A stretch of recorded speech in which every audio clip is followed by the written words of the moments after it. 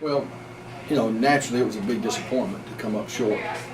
When you got beat first game of the year against Tuscaloosa and you get beat 34-0, come back in the championship game and get beat by 1 point, 27-26, you can look back and just see a lot of little things that we've done, just a few little things. Some of it's coaching, some of it's players, a little bit of everything.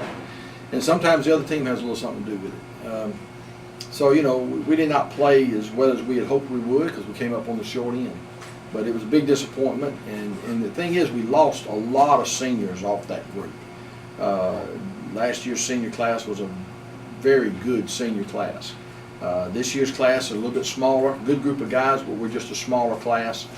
We got 3 or 4 key guys we're going to try to build some things around, and the biggest problem we've had right now in the transition is just getting the people in the right positions. We're not able to have a spring training because baseball did so well this year, so getting people in the right position, that's what we do at the very beginning of summer as far as summer workouts go, summer practices, is just trying to find the right places for everybody. So that's kind of your spring training mode. We're out of that mode now. We had a scrimmage last week against Fort Dale. Did okay, not great, but had a few people play in some positions that a little bit new to them. Had a lot of young ones playing. Going to be very inexperienced in the offensive line this year, but we will get better. I think by the end of the year we could be pretty good if we could stay healthy. It just set a goal really to get back to the first game. We played Tuscaloosa, so we got to beat them. So we just work our butts off to try to beat them because they're a really good team. Well, everything's going to start with your trigger man. That's Jeremy Joseph. He's 6'7", 235-pound quarterback, and it's going to start with Jeremy. And then, from there, we got Thomas DeGrange as our running back and does a great job. Tristan Knight is our plug back, our H back, and is doing a good learning. It's a new learning experience for him because he was a wideout last year. But we got him at that H back or T position, whatever you want to call it. And then Tanner Blatt at wideout, Taylor Yates at tight end. And our tight end is not so much a true tight end; he is just a wide receiver on the line of scrimmage. And we've got some different people playing the X position. Chase Aldridge and Bo Meadows and Chase Samford all are getting work at both the X and the Z positions, both wideout positions. So we just we keep on trying to develop those and develop our package to where we're putting the ball in the best people's hands is the biggest thing. Very carefully.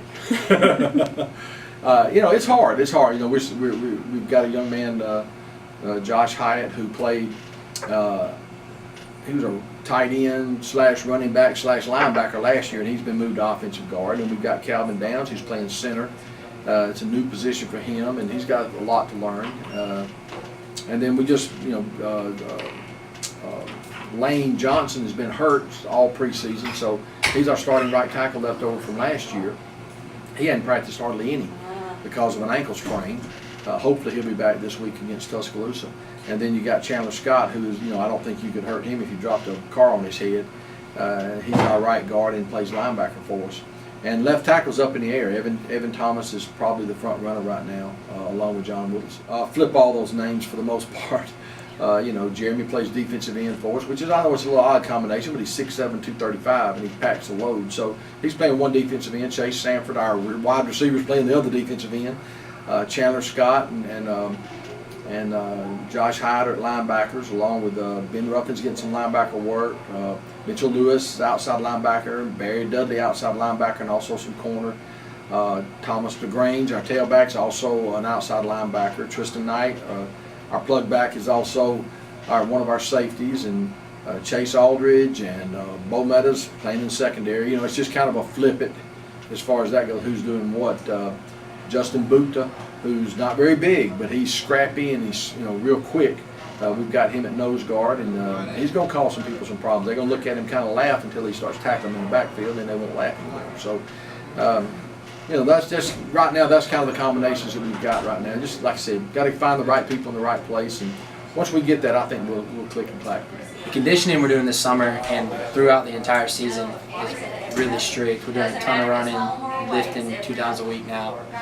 We're going from 4 days a week just to 2 now. But we're getting in really good shape during football practice and during running and working out. So we should be able to withstand it. Expectations are trying to get back to the state championship. Just try and win it this year, though. At least make it to playoffs and try and win the first 2 rounds and get back. And seniors, we're all stepping up, have to play our roles, and try and get everybody to stay healthy with stretching and everything. Just keep everybody conditioned. Us sky high. We're trying to win a state championship. So we're looking to get back to Troy and actually win it this time. Well, of course, Tuscaloosa Academy is our opening game. They're last year's state champion. They went undefeated. We're hoping we can break that streak.